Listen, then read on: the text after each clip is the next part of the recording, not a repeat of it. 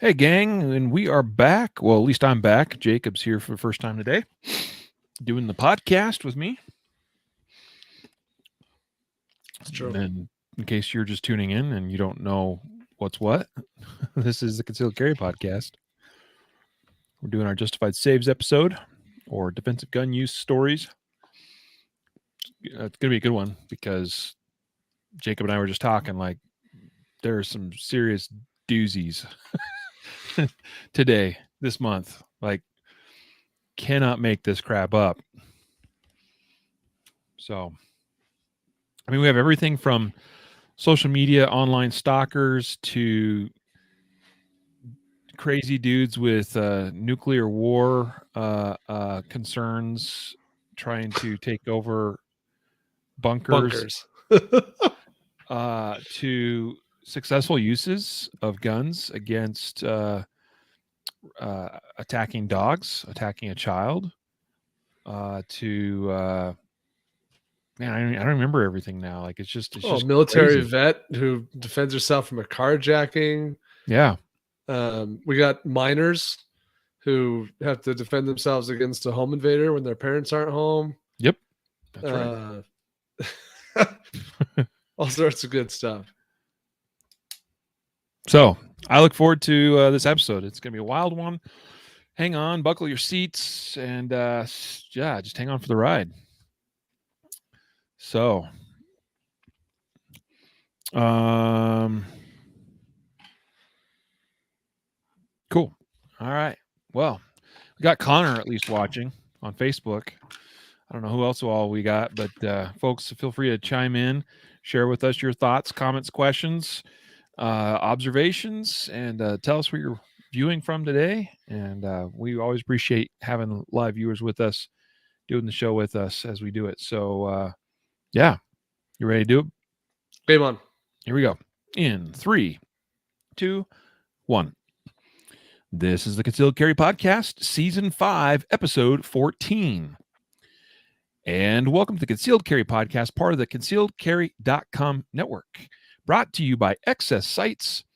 Today is Wednesday, March 2nd, 2022, and I'm your host, Riley Bowman, joined today by Jacob Paulson. Howdy. The one, the only. Cool. It's crazy. You know, we have for sure officially now passed the 6-year mark of doing the podcast. Yeah, it's hard to like wrap your head around that a little bit, isn't it? 2016 when we launched this endeavor, and here we are still going strong. One of the things we've been doing since practically the beginning is covering justified save stories, as we call them, or otherwise known as defensive gun uses. We call them justified saves because they are justified uses of deadly force being used to save people's lives. So justified saves is our term, and we got a doozy of a bunch of stories today. I mean, just wild, crazy stuff. Talking about it beforehand. I mean, everything from just crazy online stalker stuff to World War III nuclear war concerns, people going crazy over that and shooting and killing people, to underage minors using presumably their parents' guns to defend themselves at home. And that's always a controversial thing, but it's a thing and it happens. And it's far from the first time that's ever been covered on this podcast. So I look forward to getting into it with my man Jacob here. But first, you should know that today's episode is sponsored by CCW Safe. In fact, I'm sporting the shirt right here. CCW Safe is our preferred choice of self-defense coverage.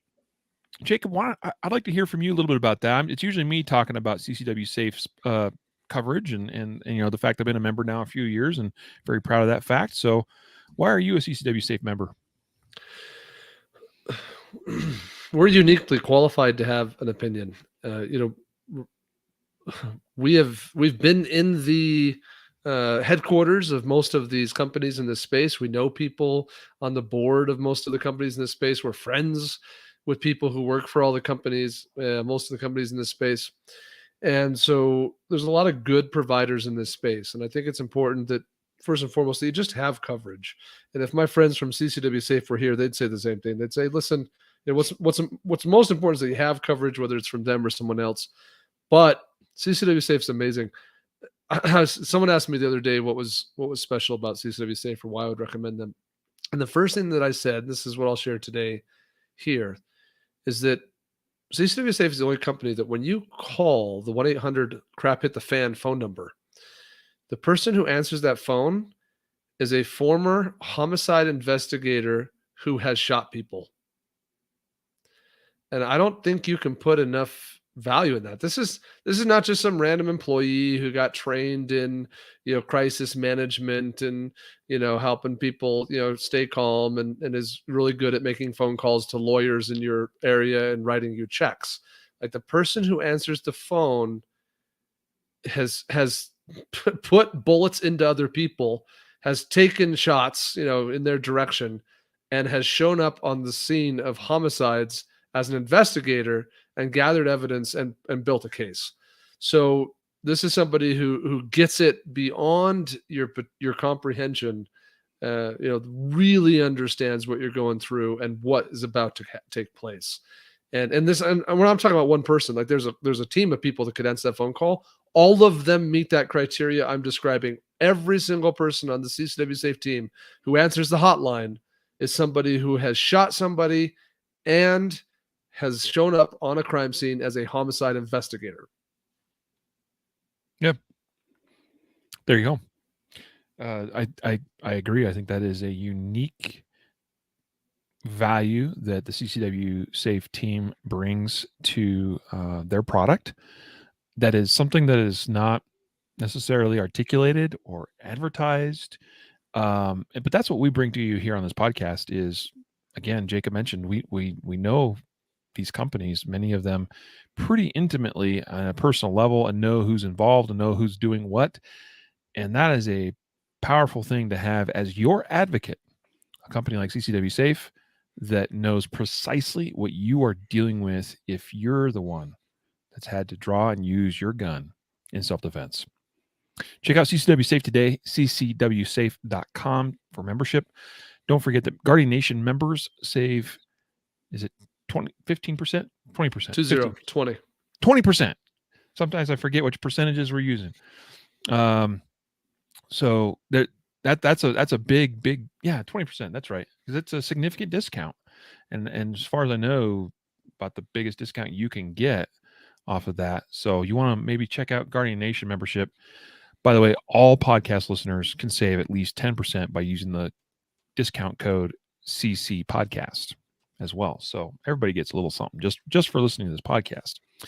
Speaking of Guardian Nation membership, getting discounts, one of those discounts is also off of ammunition sold by our partner, Mountain City Supply. You can find them at mountaincitysupply.com.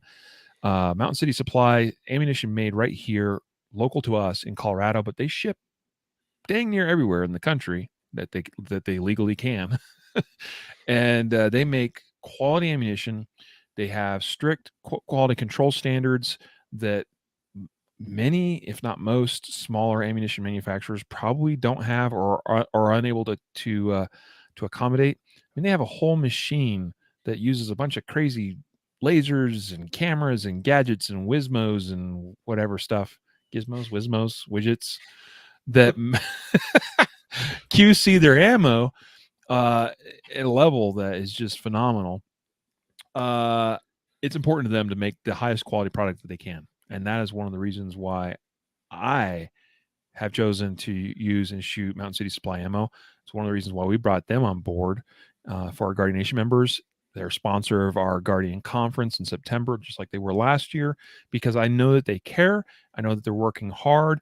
And every bit of feedback I've given them, they're like, yep, we're on it. We're doing everything we can to make the best stuff possible and at an affordable, reasonable price, especially considering today's market, which, as you probably know, has some instability with everything going on over there in Ukraine and Russia and everything. So I'll tell you though, Mountain City Supply, they're on top of that. They're well stocked, well supplied, and they're not sourcing stuff from Russia either. For those that care about that, so That's important to know, I think, and know that they are going to continue cranking out ammunition at a great price.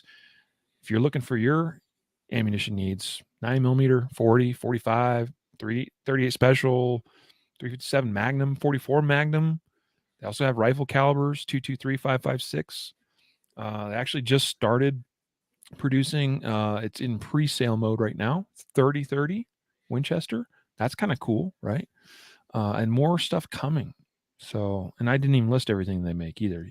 So, check them out, mountaincitysupply.com. Yeah, we thank our sponsors for support of the podcast. Let's go now to our first story. We mentioned that we got a bunch of crazy ones today. Man, I'm going to go ahead and let Jacob take the lead on this. But this first one comes out of Kentucky, involves a former Kentucky state representative. He's a retired businessman that owns a beautiful estate down there somewhere in it's Madison County, Kentucky. And boy, that family had their world flipped upside down in a right hurry because of an absolute crazy man with just a crazy set of motives as far as we can tell. So what give us the rundown on this story, Jacob? I'll try and tell this one in the closest thing to a narrative that I can based on the info I have here. So first, it's noteworthy because it's going to come up later in the story that this estate, this home that this family lives in, was recently got a lot of media attention. The home was up for sale, and the unique feature of this home is that it has a underground bunker. And in fact, I remember when this this home went kind of viral because it was featured on the Zillow, cool home Instagram account or whatever, which my wife follows closely. And she showed me, she's like, "Hey, check it out, the house with the bunker for sale." And I'm like, "Hey, that's cool." So this house got a bunch of media attention, got kind of their Zillow listing went viral because they had this bunker, and that was a big deal. So fast forward a little bit here, and here's what I'm going to attempt to put together as a narrative. So on a Sunday, just I think this most recent Sunday, if I'm not mistaken, February 27th, you have a man, the bad guy, who climbs some scaffolding that's at the house and kicks in a door. So presumably, because it mentions climbing scaffolding, I presume that the door is on like a second level of the house. So he climbs some scaffolding to a second level of the house, a bit of an assumption, and kicks in a door. And he enters a bedroom of one of the occupants of the home, which is the daughter of the Mr. Morgan, who's the former state representative, 32-year-old young woman. So we're not talking about a young woman. We're talking about an adult who lives in this home with her parents. So he kicks in this door and opens fire, and it says that he shot her probably 6, 7, or 8 times with an AR-15. Is the quote from the story here. So she passed. That deal is done. She's dead. Now this gunfire wakes up other occupants of the home, specifically Mr. Morgan, former Representative Morgan, and he says he opens the French doors coming out of his bedroom. So his bedroom's got some French doors, and he sees the BG, the bad guy. And the BG is, quote, coming down the steps with his AR-15, dressed in his little army fatigues, and he had a flak jacket on or a bulletproof vest. At that time, he opened fire on me, end quote. So Mr. Morgan comes out of his bedroom, opens his French doors, sees the BG. BG is in his army fatigues, and he's got some sort of flak vest, bulletproof jacket, Kevlar or something on. And he has eye contact with Mr. Morgan, and he starts to fire on Mr. Morgan. Mr. Morgan says he immediately hits the floor. I mean, just drops to the ground like, "Oh crap, I'm getting shot at." And in this particular exchange of gunfire, oh yeah, there's going to be more. In this particular exchange of gunfire, Mr. Morgan, the homeowner, is shot 3 times, twice in the arm and once in the hip. So he says he slams his French doors shut to his bedroom, and he and his wife, his wife at this point goes into their 14-year-old daughter's bedroom. So apparently they have at least 2 daughters. I don't know about other children, but at least 2 daughters. One is 14 and one is 32. And so the wife of Mr. Morgan, she goes into the 14-year-old's bedroom, presumably to, take shelter there, or to, maybe retrieve or protect the 14-year-old. I don't know.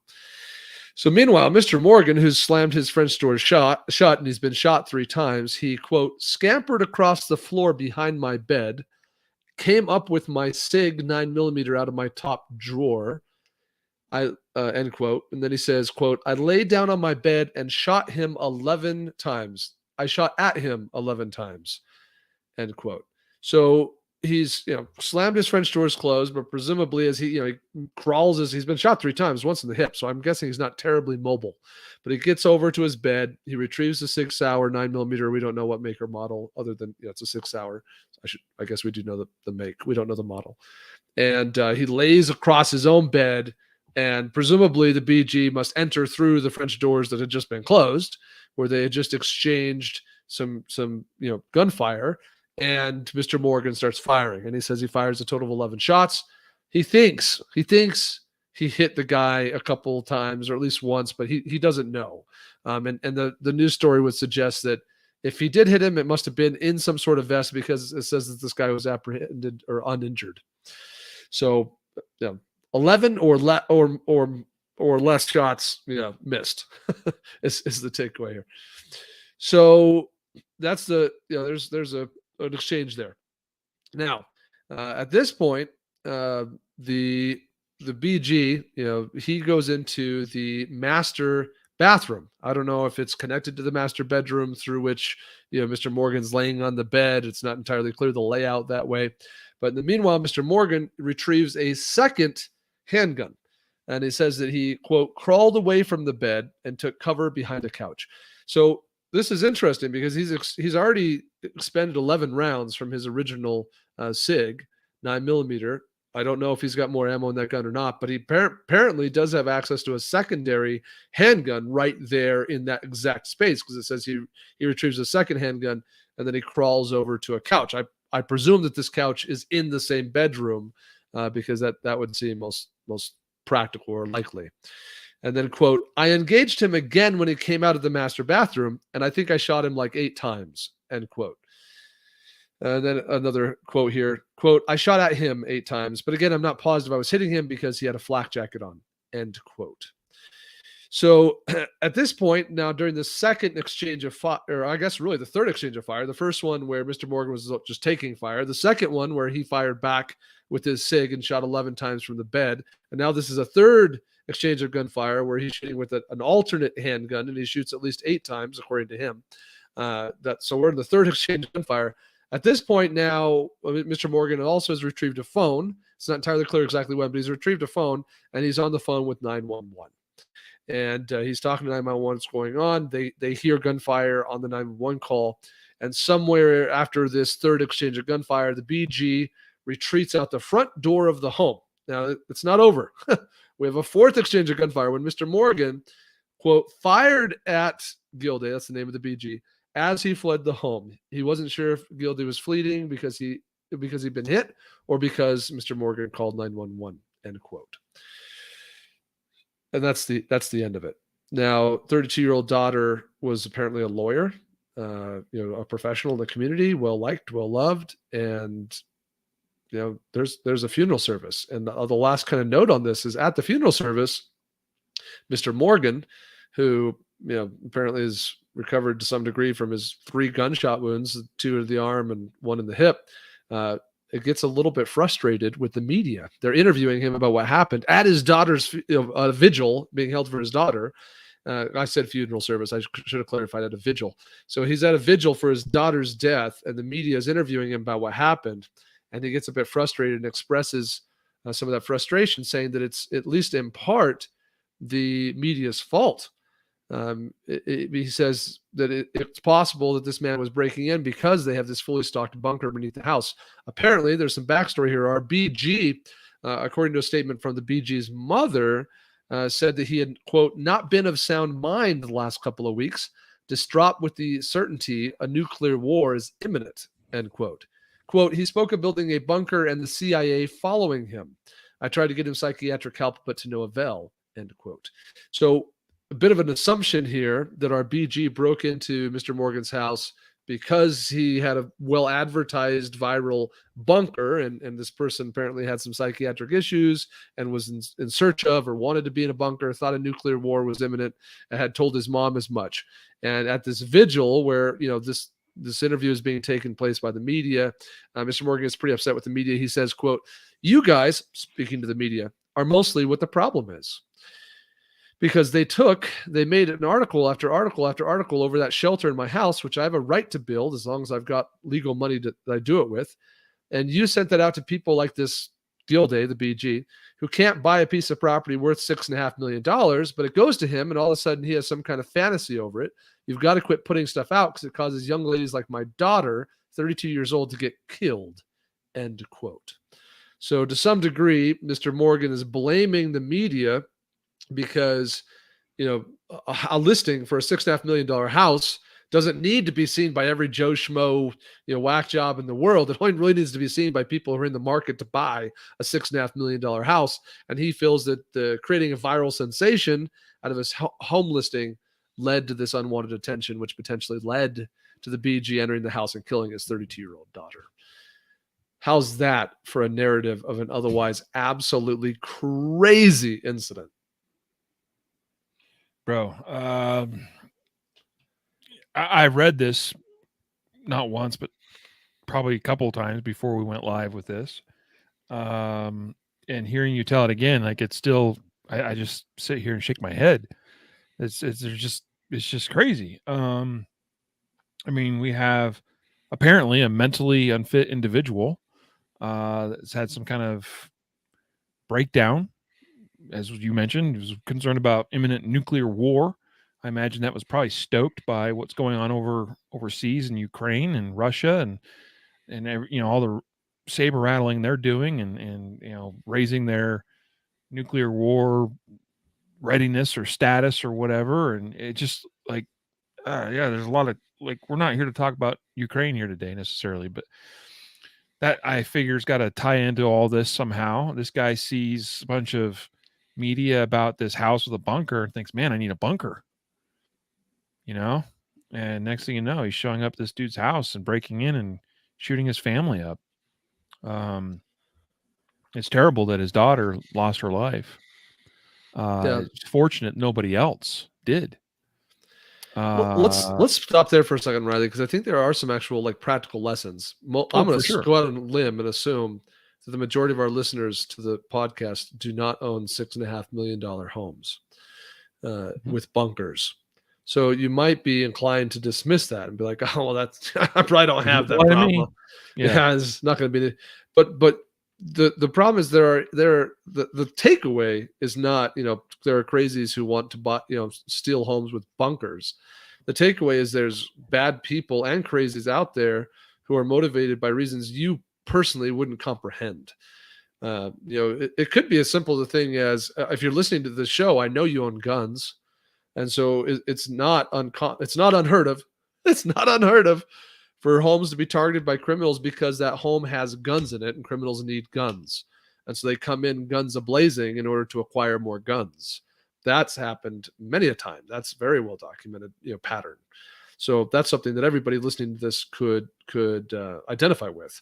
And we're going to have another story later today where a simple thing is a girl's got a stalker online, and that leads to somebody coming into a violent intrusion. So the first lesson for me here is, don't assume that your home's not going to be a target of some wacko looking for a nuclear bunker. While that's true, your home could be a target for any number of weird, crazy stuff you wouldn't have imagined. So it's not always like, well, I live in a good neighborhood and I lock my doors at night. Well, this dude had a massive estate. I've seen pictures. There's one in the news story, and he's got a pretty well fenced in estate, though there's certainly some vulnerability there. It's not all perfectly fenced. And a simple thing is some scaffolding. So presumably there's some home renovation going on. Some scaffolding gets left out. A door, it didn't say came in through an unlocked door. No, kicked in the door. So, this is not an issue of somebody leaving a door unlocked. This is somebody violently entering the home. It's not that far of a stretch, my point, to see something similar, if you take my meaning, could happen to any one of us. Now, this is a guy coming in with an AR-15, and fatigues. Like, he's not here to steal a TV. Yeah, and this is the sort of thing that you almost I don't want to say you can't prepare for, but you can't make this crap up. I mean, this is not your typical home break-in where the individual comes in prepared in the way that this one did, apparently wearing body armor. Like, that's not that common, especially in a home invasion scenario. Maybe more common in like a public mass shooting of some kind or something, but not this kind of context necessarily. This is a very unique situation. But you're right. There's all kinds of lessons we can pull from this. I was thinking a lot of the same stuff. Being careful what you put out there publicly about your own personal preparations and readiness, what you have and what you don't have. This is something I've struggled with a little bit, Jacob, because we put ourselves out there in a public way. I mean, like, obviously people know who we are and they know that we do gun stuff. And I've talked about home defense in my own personal context, but I'm still very careful about what I put out there, as far as what's publicly known, what's publicly available, what kind of home defense plan specifically I have in place. I've said some things, but only things that I think are, that I'm not concerned about putting out there. But this does give me cause to even ponder that some more. But some of that's the nature of living a life more in the public eye than the average person does. So be careful with that stuff. Think further about your personal home defense plan and how you can harden the protection of your home and property. Yeah. And then, of course, what your last resort response to anything that's able to break beyond that and what that looks like. In this case, we had a prolonged gun battle inside this dude's home, where he was outmatched in terms of firepower, but he was still able to prevail, fortunately, miraculously even, remarkably. I mean, and he was already struck 3 times by the time he crawled back and was able to retrieve his pistol by rounds from an AR. So these are likely pretty serious wounds. Even if they're in the extremities, they do some damage, right? Yeah, a shot to the hip is going to leave a person with serious problems. Absolutely. The other takeaways. He said that he's confident he struck this individual with gunshots. He shot, at least that we know of, 19 rounds. And that's a lot of rounds sent your adversary's direction.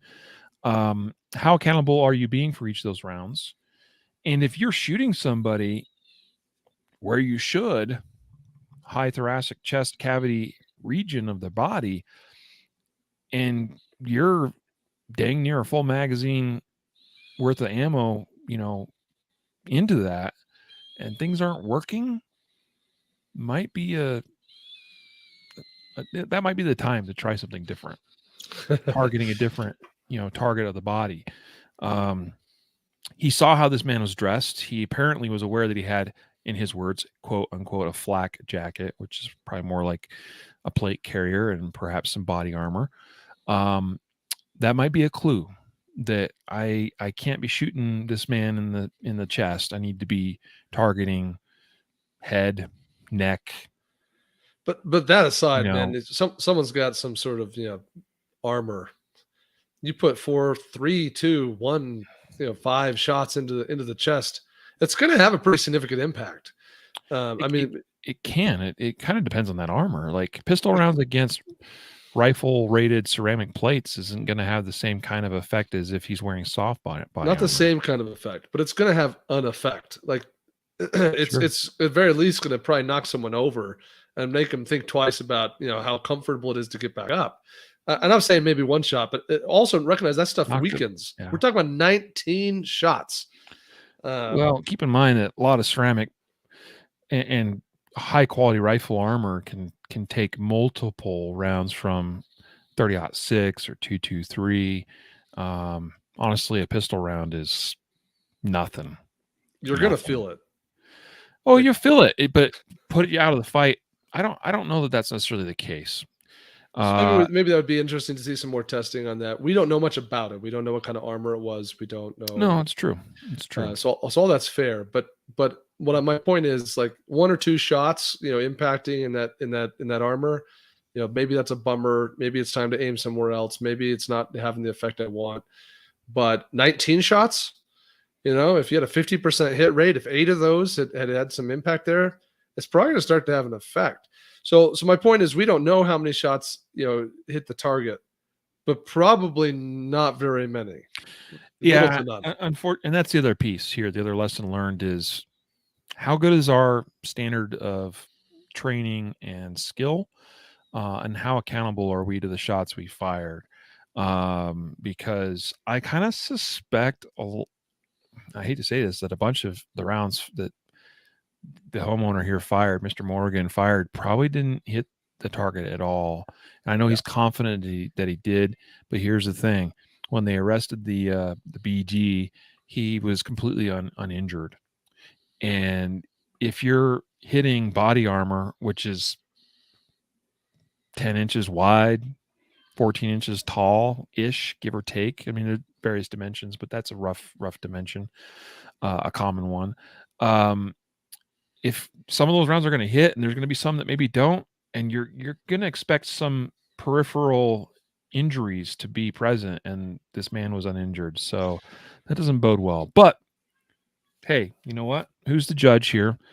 This man stared down an incredibly lethal threat, fought back valiantly, even though he was injured himself, and managed to do just enough to thwart this attack and break it off. Yeah, it would have been better to have solved the problem sooner and more effectively, but he got the job done, and we commend him for doing what he did in the face of incredible danger, and even after his daughter unfortunately was killed. Absolutely terrible, horrible, and don't wish it upon anybody, but kudos to this man for keeping his wits about him enough to stay in the fight. That's really what he did here, is he stayed in the fight. Well, I got more comments, Riley. Oh, okay. So apparently this one story is the whole episode. We could have done an episode on this story, but yes, I think there's some relevant things here that I don't want to skip over. 19 rounds is a lot. And so if you have a handgun, near the bed at night, one gun, and it's got 12 rounds in it, like and you had similar success hit rate as Mr. Morgan, you could have been done. It could have been over for you. This guy is interesting because he fires on Mr. Morgan first. Mr. Morgan retreats. He approaches. He goes through a doorway. He fires some more. He takes some fire. He goes into a bathroom. He comes out. He takes fire again. Only then does he say, "You know what? Not worth it," and he leaves. So it took a lot for this person to stop. And this person was not physically stopped. This person was eventually emotionally stopped. But he got shot at 19 times before he decided to throw in the towel and come back and fight another day. So do you have the firepower necessary for someone who's that determined to dissuade them or to survive the fight? I think it's an interesting thing. My last thought, we don't know why the wife went to the other daughter's bedroom, but it certainly at least suggests or appears that it could have been like a prearranged response plan. And so we've had episodes about that, and we discussed that in other contexts. So no need to get into the details here, but it's entirely plausible that a guy who has 2 handguns by his bed might have a very detailed response plan, and that might be what was put into action. And it very well, very logically, practically could have included, you're going to go to our 14-year-old's bedroom and do X, Y, Z. So something to think about. Oh, absolutely. When you got minors in the home, especially, or really when you got family members in the home, you have to be accountable for those people. And so I read that as, hey, our we don't know about our older daughter, She's probably in a different part of the house. She's a grown, woman. But we have our 14-year-old. We got to make sure she's okay. We got to go and get to her and protect her. At least that's how I read that. Yeah. Absolutely crazy story. As mentioned, we probably could have made a whole episode about this. We've already spent half of this episode talking about it. I'm gonna recommend we actually jump to this social media one. Yeah. Even though it's a little bit of a different order from what we originally had. Just because there's some correlation here, I think this is a natural segue. And by that, I mean, here's the story. And I saw this one quite a bit on social media as well. This was getting spread around a fair amount. Because it's fairly noteworthy for a variety of reasons. Number one, it involves a online celebrity, essentially. This is a 14-year-old girl known as Ava. She is she lives in Florida with her family. Her dad is a retired lieutenant, police lieutenant. Okay. She's got like a gajillion followers on on social media and whatever else. It said like 800 something thousand on Instagram and like 1 million on YouTube or something to that effect. I forgot already. She's 14 years old. Crazy, right? Here we have an 18-year-old boy that came across her social media, becomes infatuated with her, starts messaging her, asks her for selfies, personalized selfies. She sells him a few. I think she could tell he's is a little bit strange and weird and awkward. Plus he's an adult male. He's 18 and she's 14, and he's messaging her pretty privately. But she sells him a few photos. She said in a statement, in an attempt to get him to bugger off, basically, to go away. Then he ends up buying from friends or associates of hers personal information, like her phone number, her address, and all this personal, this PI, this personal information, and starts messaging her and calling her. And at this point, this is online stalking, is what this is. She wants nothing to do with this. Her parents got involved. Her father tried to cut things off as well. The 18-year-old stalker was asking her for booty pics and photos of her feet. She blocked him on all her accounts, but he already had her Venmo because, again, he'd already bought some stuff from her. He sends her a total at the end of it here. Well, he sent her 150. I guess that wasn't a total. It's actually three different amounts: $159, $100, and $368 via Venmo, and says, "Sorry, this is all I have left. I'm broke." He's doing everything he can to buy not good photos from a minor, right? She blocks him, right? Again, the father got involved. Mr. Majory, her father, said he texted the individual's cell phone and told him that Ava's a minor and demanded that he stop contacting her. Now, keep in mind, this is just coming out. The full story is coming out. This all actually happened back in July of 2020. But we're reporting it now because this didn't really hit the media until now. And now the full story has come out. This is a wild story. This 18-year-old stalker traveled from Maryland down to Naples, Florida, where she lived. He armed himself with a shotgun. Again, remember, he managed to get a hold of her personal home address. Shows up at the home. Blows open the front door with the shotgun.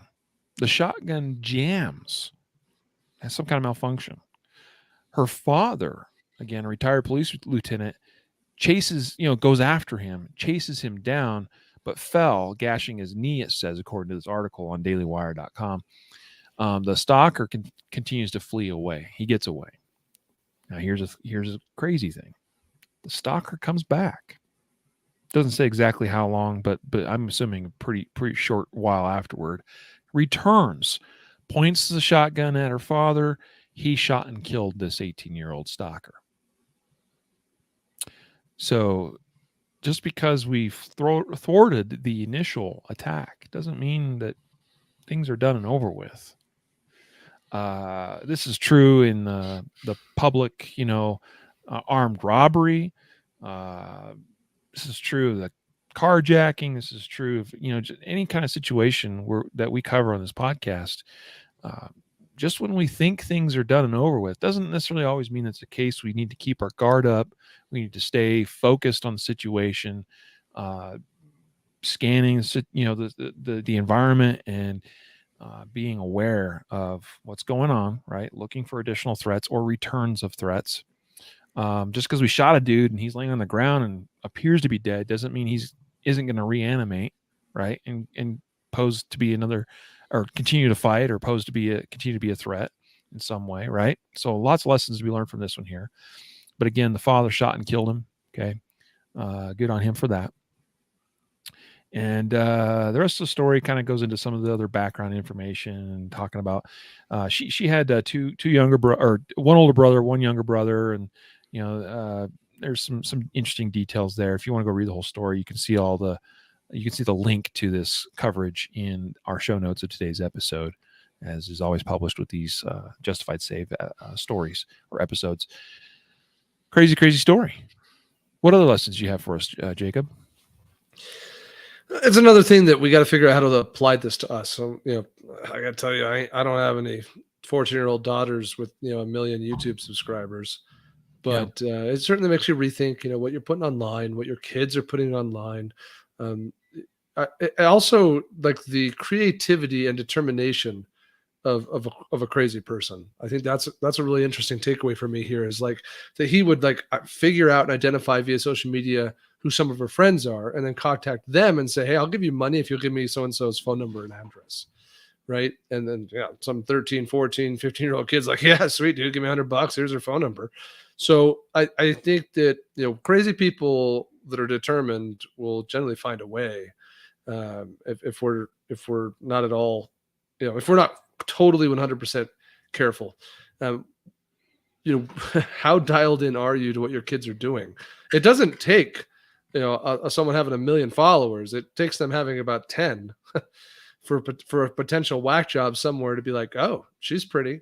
Oh, he's cool, whatever. Right. So I think that we got to be pretty proactive in this category and overly cautious. I think it's err on the extreme side of caution with internet and children. I think that's my first takeaway here as the parent. And secondly, this is not a guy who knocked on the door and said, hey, can I see your daughter's, so-and-so. This is a guy who showed up and just shot. It just opened fire immediately, right? No one's like, oh, look, it's that stalker. Like, they're just like, oh no, someone's trying to break into our house with a shotgun, like 10-4. And thank goodness that shotgun jammed. We don't know where he got the gun. We don't know, but he's 18. He can go buy a shotgun, I guess. So that's no big thing. Anyway, it's pretty crazy, and it makes you think about, how cautious am I being? Absolutely. Yeah. We didn't even touch on the whole idea of young children essentially being on social media, which is up for parents and their children to figure out. We're not here to tell anybody what to do there, but this certainly is a great cause. It gives me pause. We don't currently allow any of our children to participate in social media. That's going to have to eventually it's got to be, that bridge has got to be crossed. That's got to be navigated. That's the world we live in, and we recognize that fact. Kind of dealing with that a little bit with my oldest child, who's 15 years old, and fortunately he doesn't seem to have much interest in social media, and he understands some of the challenges and difficulties that can arise from social media. So I'm thankful for that. But boy, like you got a 14-year-old with millions of people, collectively across all the different accounts. Oh, that's right, TikTok. It was like over 1 million on TikTok, not YouTube, and then a bunch on Instagram, right? Like, that's kind of a scary thing to think about to me. That there's that many people in this world that are looking at my 14-year-old kid, who basically posts up pictures of her modeling clothing. It's the way I look at it. I don't know, dude. Crazy stuff. Be really in tune with what your kids are up to and what they're doing, and implement the best policy you can for your family. I thought it was interesting. This family basically said they're going to let her continue to do her thing. Okay. All right. Anyway, let's go now to, we're going to have to move along through our remaining stories here. Unless you have any last insights about that last story there. Just a little insight into the teenage psyche. Yeah, go ahead. When someone shows up to your door and shoots it in with a shotgun, your dad has to shoot them and then they die on your front porch. You'd think that would dissuade you from wanting to be famous on social media. But no, it doesn't. I mean, she very much just said, no, it's totally worth it. I get to meet cool people. I got to someone flew me out to LA and I got to meet some celebrities, and, seeing how many likes I have on my videos makes me feel good. Like I'm effective. I'm almost quoting like verbatim. So yeah, something to understand. I read that and picked up on that little statement too about, I feel good, seeing so many likes. I was like, oh geez. But every it dumps a dopamine into the bloodstream, right? Like there's some very clear studies here. Like the teenage underdeveloped, brain and emotional system gets a high from that kind of interaction, and obviously you can get a low when they don't get that interaction. Like it's a pretty serious emotional thing. So apparently, like that's significantly enough a part of her world, and as it is probably for many of our children, that it's justified despite someone bleeding out on her front yard trying to kill her. Yeah, I think her mother said something about, how, well, maybe this is her calling, if you will. I don't remember exactly how she worded it, to, bring awareness to these types of issues to the public eye. And it's like, okay, again, each of us as parents of children, those of you out there, you got to make the best decisions for you and your kids. So, but this story definitely makes me want to shun social media to a large extent. But again, I recognize the world we're in, and it's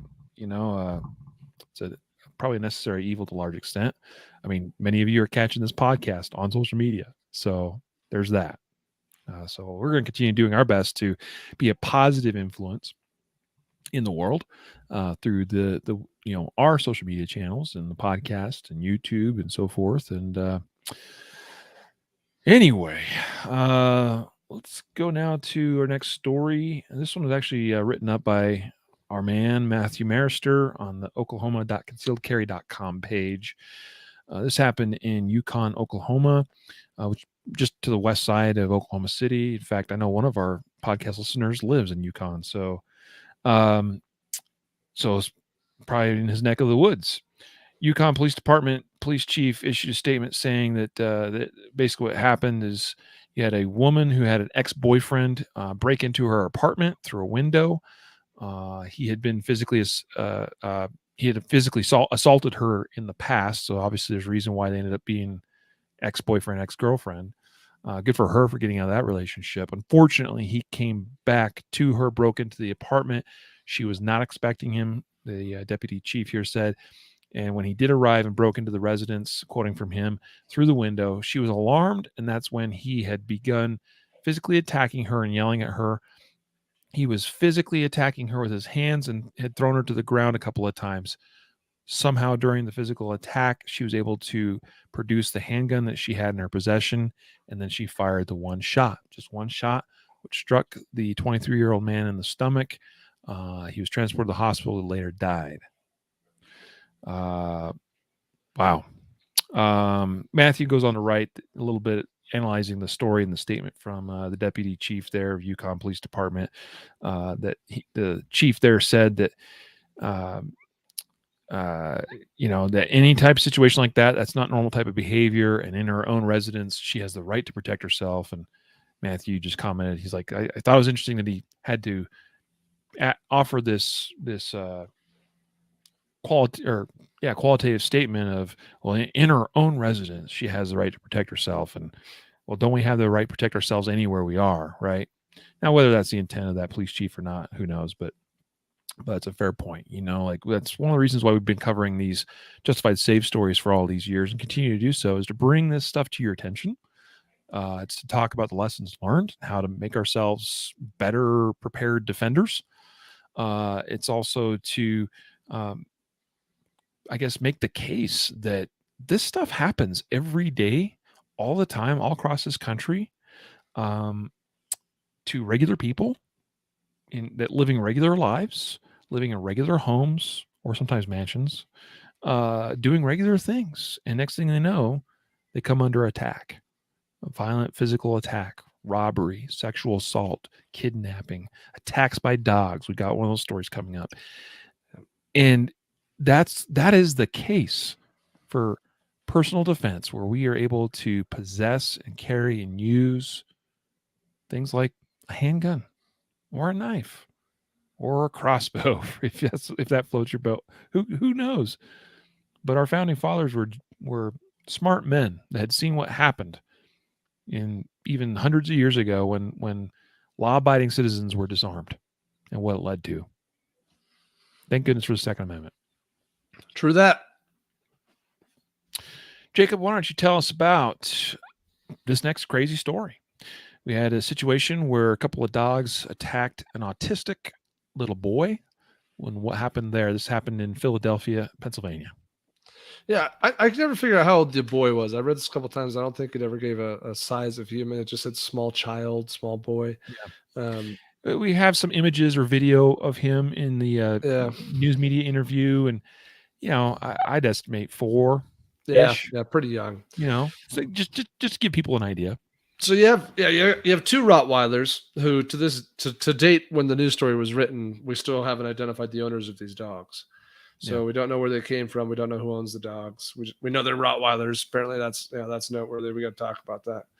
So these 2 Rottweilers are attacking a small young boy.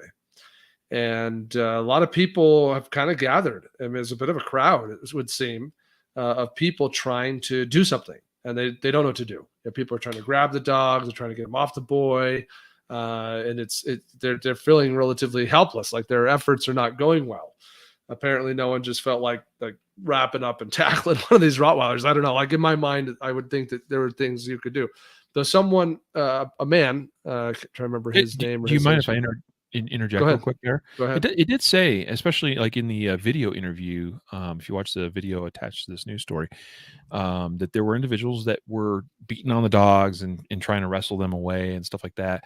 And so I know attempts were made. And here's what I do know. I mean, having covered this for a while now and being somewhat aware of, I mean, I've never been involved in a dog attack like this, but yes, we like to think that there's something we could do. And a lot of times there probably is things that can be done, whether people have the skill set necessary in the moment to do those things that are necessary, or the willingness to go to those to that extent. Here's the other thing I thought was interesting, is it mentioned in the article and in the news media interview that that somebody was shooting a paintball gun at these dogs. Yeah.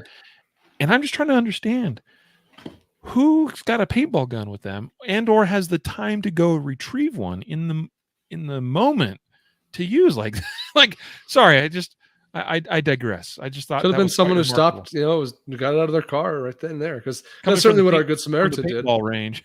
Yeah, our shooter. I mean, I was about to devolve into a personal story that would have been a waste of time, but our Good Samaritan who's driving by, sees the crowd, sees what's happening, stops his car, gets out, and shoots one of the dogs.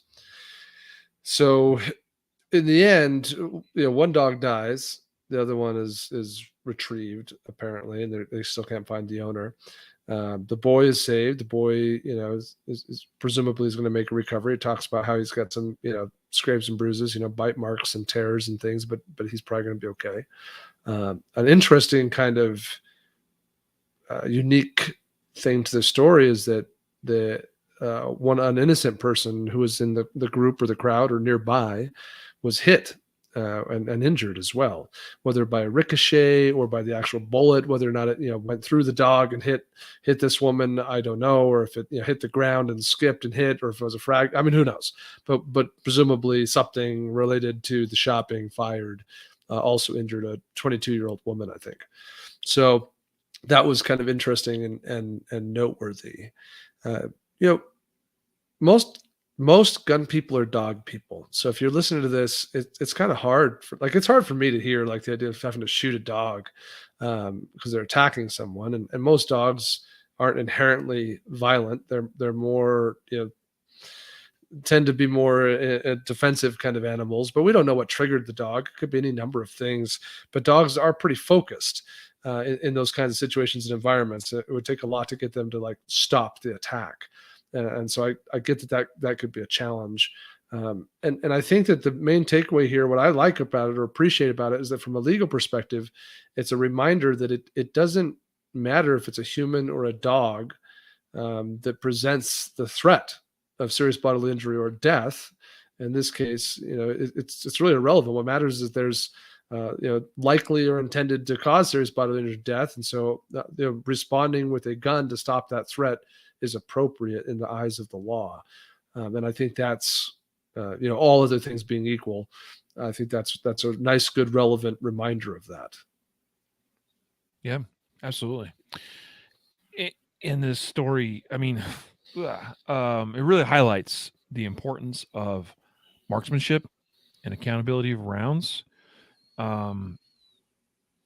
Because I mean, here we have a vicious attack, and again, you can go check out the news story yourself. There's a little bit of video you can actually see of the attack that somebody caught on their cell phone. They kind of stop it at about the point that the Good Samaritan draws his gun, and then you hear 3 shots. I believe it was 3 shots that was fired, and this boy, his head, by the way, is in the grasp of this dog's mouth. I mean, and he, by the way, he had dozens and dozens of stitches to his face. He had some pretty bad lacerations. It was pretty rough. This man had to make a difficult decision and some difficult shots. Man, if called upon to do so, and this is not the first time this has happened. It's not the last time it'll happen.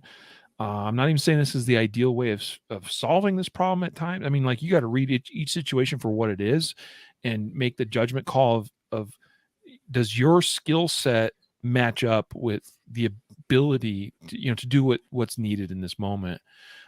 Because it is certainly within the realm of possibilities that, I mean, you're trying to save life here, but if your shot is errant and ends up taking or costing life, it's a zero-sum game, and that's a serious level of accountability and liability. You got to be prepared to take upon yourself if that's what it comes to. That's a serious talk. You better be at a level that's able to handle that. I appreciate what you said, not just about the accountability, but also about like, these are tough shots. Like, we're not talking about an easy shot to fire. Like, dog is lower than you, but presumably the victim is under the dog, and the dog's probably moving. It's very fluid motion. You got people everywhere. My sense is that the ground is a hard surface, like a concrete or stamped concrete or something. Like, yeah. It's not a fun place to have to discharge a gun. Yep. So that's pretty sucky. Oh, very much so. Very much so. And I'll say, like, from a tactical perspective, the closer you can get, the greater you increase your probability of success and of limiting the problems associated with missing. And again, it was noted that apparently the individual was struck by something as a result of a round. Is believed it was in fact a ricochet, that it was a fragment of a bullet, and that's a reality of operating in an urban environment where you have a lot of hard surfaces, concrete, asphalt, brick, etc. And so we got to be prepared for that as well. All right. So realizing too that you're shooting likely downward into an animal, and even just an over-penetration, which is greater likelihood due to, I mean, Rottweiler is not necessarily a small dog, but most likely the torso and the meat that's on that dog is maybe not quite as substantial or as wide as a human target that our defensive loads are designed for. Keep in mind that bullet can pass through, or if we miss and hit the ground, and now we have fragments that are feet, if not inches, away from the individual we're trying to rescue, the child here, and they may catch some fragment as well. So again, difficult decisions to be made, and prepare yourself for that if it comes to that. I would think that alternate means, especially in close proximity to our victim, probably preferred to be tried first. But we got to read the situation for what it is, and the what's the word? The immediacy, the crap. What's the legal term? Crap. Imminent. The imminence. Oh yeah, I was like, I don't know what term you're thinking of. Yeah, imminent. I knew it started with an I. I'm like, what's the word? The imminence of the danger to the individual, there, and that's all got to be a factor. So, yeah. Let's go to now. We've got New Orleans. This is a story I think you mentioned briefly in our intro, Jacob. We got a mother in the New Orleans area. She's stuck on I-10 in busy traffic. Traffic came to a standstill. She's got her 2-year-old child with her in the car. She's on her way to try to pick up her husband from, well, it actually doesn't say from work or anything, but she says she's just trying to pick up her husband in the car. She gets stuck in traffic. There is I believe it was a truck or some other large vehicle. A group of people in a truck motioned her to, well, it says to move over. There it is. Yep. But then she says, so I let them in. So I don't know if they're like trying to merge and they're like, hey, let us in, or, whatever. But we don't even know if this is relevant to what happened. But yeah, a group of people in a truck are motion her to move over and she lets them in. Exactly. Whether these, because then what happens is, and it could be as simple as in the moment that she's communicating, through sign language, essentially, with this truck and with these men in that truck to let them in, and she lets them in. That might be all it takes for her to be distracted in the moment. Because then what happens is, as shortly after, a man approaches her passenger side door and is starting to try to get into her car. He's grabbed the door handle and he's yanking for all he's worth, motioning at her through the window, obviously giving the indication like, let me in, or that he's intent on trying to get in. And obviously she does the right thing and doesn't give into that.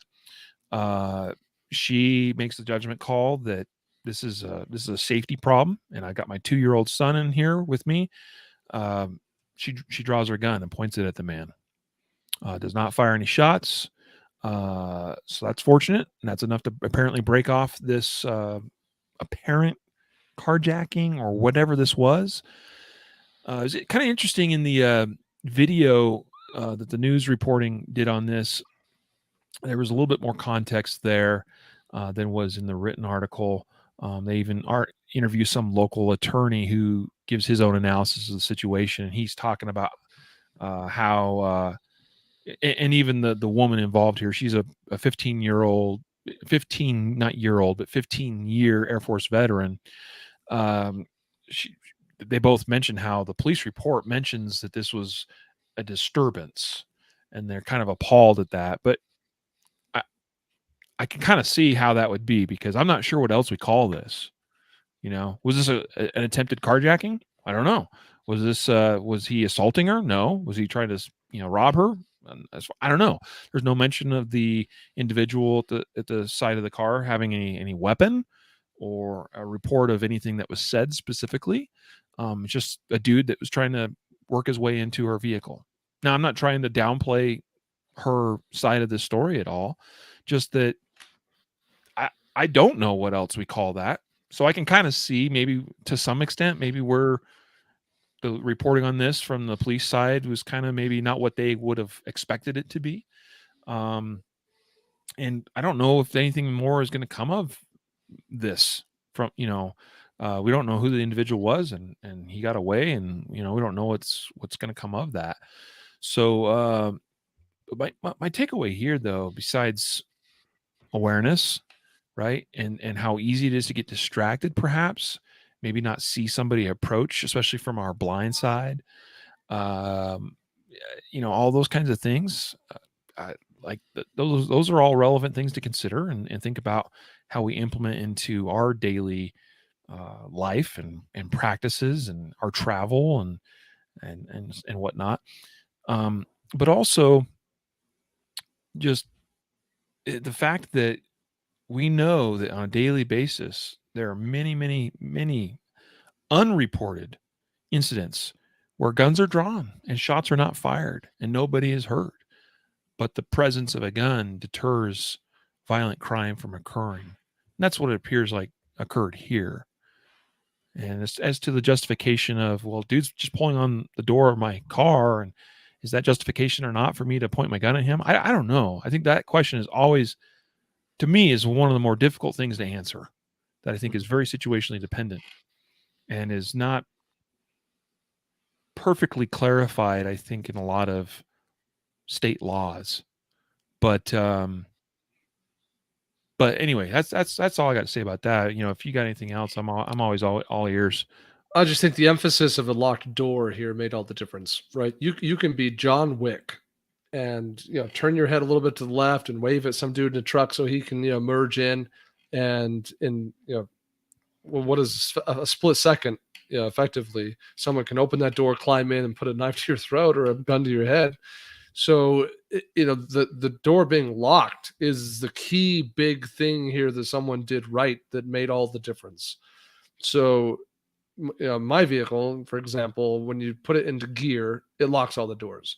Mhm. But if I'm in gridlock traffic and I were to throw it into park because I don't want to waste gas or something, maybe, I don't know, then it would unlock all my doors by default. That's the standard, way it's programmed by default.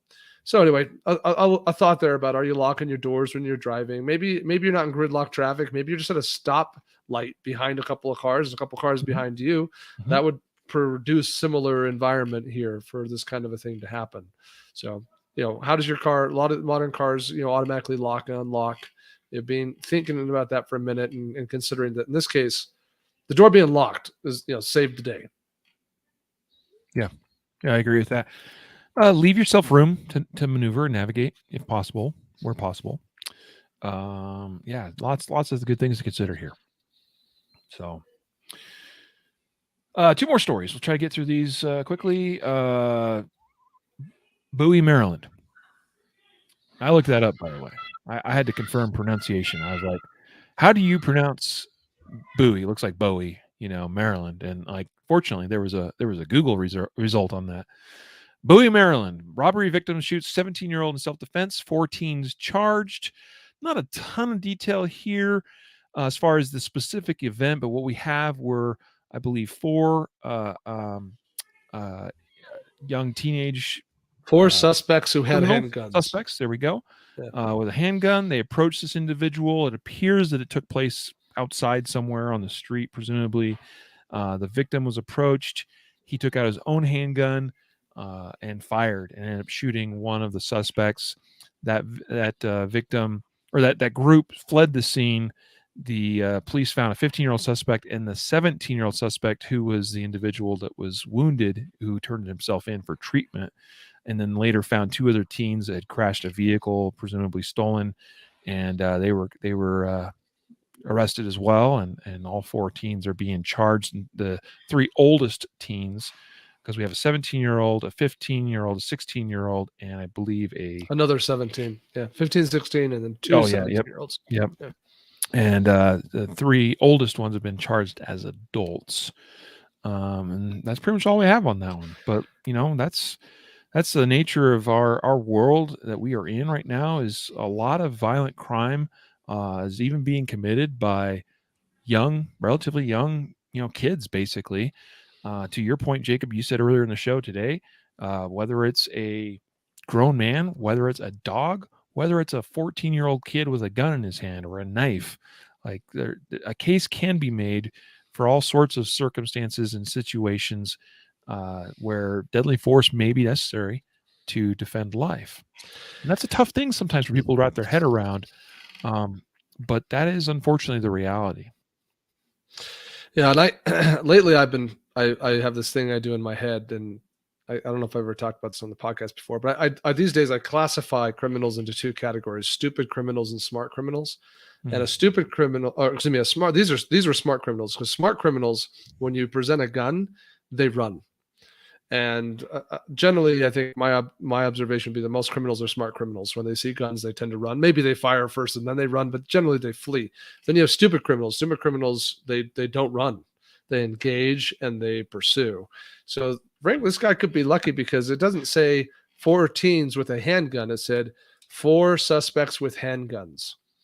So did 2 of them have handguns? Did all 4 of them have handguns? That's not very clear. But if you have 4, young strapling males approaching you with guns in their hands, all 4 of them. Strapping? I don't know what the right word is. Strapping? I don't do expressions well, despite my best efforts. Sorry. So you're fine. Thanks for helping me. In case anyone's like, what is Jacob? This is a new term Jacob's introduced. I don't know what it means. That's a bad day. That's a super bad day. And if you engage and they turn out to be stupid criminals, and they engage back, that's super. Like, I did not want to be taking gunfire from 4 people moving in different directions. That would super suck. So something to think about in terms of your response. Criminals seem to be flocking together in larger groups, particularly juveniles. Oh yeah, I would agree with that. I don't know whether stupid or smart or not, but I do think that it's probably hardwired into the human psyche that when bullets start flying in your direction and loud bangs and noises, you tend to try to go the other way. But it doesn't always happen, does it? No, it doesn't. That's true. There are stupid criminals that do go toward the gunfire. Yeah, it makes me wonder too, like, how much of that is experience related, and the fact that they've been in gunfights before and it doesn't phase them. So like, stupid, or they're on not, drugs, or they're just extremely emotionally committed because they want your bunker or your daughter or whatever thing it is. No kidding. More and more I become convinced. Well, I shouldn't say I have to be convinced, but the longer I do this, the more examples that I see that just reinforces the idea that criminals, particularly like professional criminals, I don't know whether these teens are professional criminals or not, if we can classify that, but people that their lifestyle is being a criminal, they don't think like the rest of us. They don't operate like the rest of us. We are not them and they are not us. Talking about law-abiding folk and criminal folk. We need to understand that. And that's a difficult thing to understand and wrap our heads around sometimes. But that is the reality, that they may do things that we don't expect. That don't make sense to us. That don't make sense. Yeah. Understanding the criminal mind and the criminal element, the more we understand that, the better prepared we can be to handle the outcomes and potential outcomes of situations like these. So it's interesting for you to use the word professional criminal, because these are 4 teens that had guns and were in possession of a car stolen from Virginia several days previously. They're in Maryland. So it's not outlandish to call these juveniles professional criminals. If they're stealing cars from other states and rocking with handguns, they're not strangers to crime. Like they're inoculated to some of that stress. They just happen to be smart enough to run when someone shoots at them. 100%. That as far as like age is not a determining factor in whether they are considered professionals or not. By the way, I decided to do a little more looking here, and Bowie, Maryland is kind of on the far eastern reaches of the Washington D.C. metro area, which is not exact. I mean, it's on the it's not far from Virginia, so they didn't have to go far, but it is on the complete opposite side of Washington D.C. from Virginia. Anyway, interesting, relevant information there. Final story: shooting death ruled justifiable after juvenile shoots back at intruder. So here's our juvenile defending themselves story from News 19, WLTX.com. Jacob, give us a rundown here on this one out of Richland County, South Carolina. Yep, pretty short on the detail. We have 2 juveniles at home. I don't know their ages. I read this whole thing. I did not see their ages, but they're juveniles. And they see a man, quote, trying to break in, end quote. So presumably there's noise, or they see it through a window or a peephole or something. And the juveniles hid. I don't know where they hid, or behind what, or in a closet. I don't know. But the juveniles hid. And when the man entered the apartment, one of the juveniles, when the man entered the apartment, he fired at them. So the BG comes in and fires at the hiding juveniles. At this time, one of the juveniles shot back with, quote, a weapon that was in the home, end quote, and struck the intruder. So this is pretty wild, because again, we don't know the objective, we don't know the motive, we don't know if this guy was known to these people, we don't know. I mean, was it the the deadbeat daddy, who's been gone for a while, or is this some random stranger? Does this guy even know what he's breaking into? Does he think this is his ex-wife's house, or a drug house, or who knows? What we know is the dude came through the door.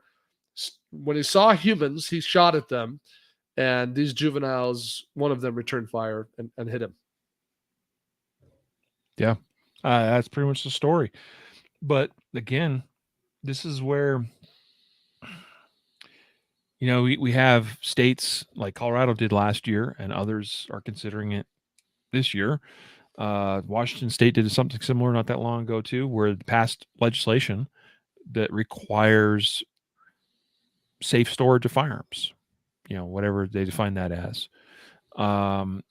And usually those are wholesale policies or laws. And I struggle with that, because it takes out of our hands as individuals and as parents our ability to make the best decisions that we feel we can for our households, for our families. So you have a technically juvenile at home, but maybe he's 16 years old. And by the law, maybe the law says, well, the gun's got to be locked up, it's got to be stored securely, and the minors can't have access to it. Well, by golly, I can point to numerous examples where underage kids have successfully defended themselves against intruders and violent attacks, and in some cases saving their own parents from intruders and violent attacks with a gun. So there's again a number of examples, but there's one that very much pops into my mind right now, which I think was a 12-year-old. Now that's maybe a little bit extreme, but a 12-year-old kid who shot back at an intruder with an AK-47. Yeah, I remember that one. I was in Tennessee or something, several years ago. That would make normal people's heads in the media just explode. 12-year-old with an AK-47? How can that be? But yet this kid prevented a violent criminal act because for whatever reason he had access to an AK-47. I'm not saying I let my 12-year-old have access to one, but hey, whatever. My point is that families should be able to make these decisions for themselves, and that every family and every household can be different. I don't as a general rule, we keep guns locked up from kids. But I recognize that not everybody's situation is the same. That families are different from family to family, from household to household, from person to person. And I look back to how I grew up. I had access to guns, maybe not at age 10 or 11, but 14, 15, 16, had access to 22. Could I defend myself with that? Yeah, I could. Kids have, yeah. Anyway. Yeah, I don't have anything to add. Definitely a family decision that should be left with the family. And obviously, there's plenty of incidents of kids also doing dumb things with guns and Absolutely. hurting themselves and others, right? So it's all about balance and education and experience and wisdom, and parents should Yep. be trusted to do that. Yep. Yes, 100%. And that's the problem is we make these wholesale statutory changes, and it doesn't take into account any of that. It just says, no, this is the law, and you got to comply. And well, we have 2 young kids here. Well, we don't know exactly how old they were. That might be dead today. And again, They took keep in mind, gunfire. gun Yeah. safety is supposed to save lives. But anyway, all right. Well, we got to wrap this up. We were over time, but we appreciate you all. It's been a great episode. Spent a good amount of time talking about and analyzing a wild, crazy story, and a few others here as well. Yeah, ponder these things and think about what they mean for you, and make the best decisions you can to hopefully be a little bit better prepared. Be constantly vigilant, practicing, furthering your skills of all kinds, not just in the application of a gun. But I mean, we recognize that there are opportunities in so many situations, both in terms of the use of the gun, but also verbal de-escalation, hand-to-hand skills, awareness, um, home defense plans, uh, all kinds of various tactical and defensive decisions, and also all the way down to that one thing we didn't even touch on with that story, the bunker house story, was the fact that the father was shot 3 times, and medical attention was likely necessary. And fortunately, apparently the dude was okay, right? But like, hey, what is what is not only your defense strategy or plan, but also your medical plan, in all these various contexts. So lots of things to consider and take away from this. A reminder of our episode sponsors today being ccwsafe.com and also mountaincitysupply.com for your ammunition needs. We appreciate your support of our sponsors that support us and make this possible. Before we let you go, we do need to announce our weekly podcast giveaway winner. We do this once a week. You sign up each week at concealedcarry.com/podcast prize. Fill out the little form there. You're automatically entered, but you do need to do that each week. And this week, we're giving away a free MCF Spark flashlight from Ready Up Gear. Great little compact, great EDC, concealed carry type, flashlight. Jacob's about to pull his out. There you go. One of you lucky buggers is going to get one of those. Okay, we're going to announce the winner here in just a moment. But next week, we're giving away a pack of 9mm dummy rounds from Ready Up Gear as well. Great quality dummy round. In fact, I think they're the best ones out there in the market, period. And I've tried a bunch of them. In fact, I just got some new dummy rounds today that are in a caliber that are not currently available for Ready Up Gear. And I was like, I look forward to when we have more Ready Up Gear calibers available, which Me we too. hope is coming. We hope. We're working on that. Anyway, so next week, winner will get 9mm dummy rounds from Ready Up Gear. The Spark flashlight winner, Jacob, you have the winner in front of you there? Or should I? You go ahead. I closed Okay. it. Here we go. The winner is Ed R. Last name starts with R. Ed, congratulations. You have already been actually emailed by our producer, Matthew Marister, notifying you about winning the MCF Spark flashlight. Congratulations, sir. And again, folks, don't forget to sign up at concealedcarry.com/podcast prize and share it with your family and friends. Because frankly, why shouldn't you? Why wouldn't you? You get extra entries. And why wouldn't you share the love of the Concealed Carry podcast with your family and friends too? All right. So with that, we're going to sign on out of here. Jacob, last words? Or do you want Thank to do the you final? for all the great stories and you and Matthew who researched those. That was quite a good one. Yeah. Until next time, folks, be safe out there.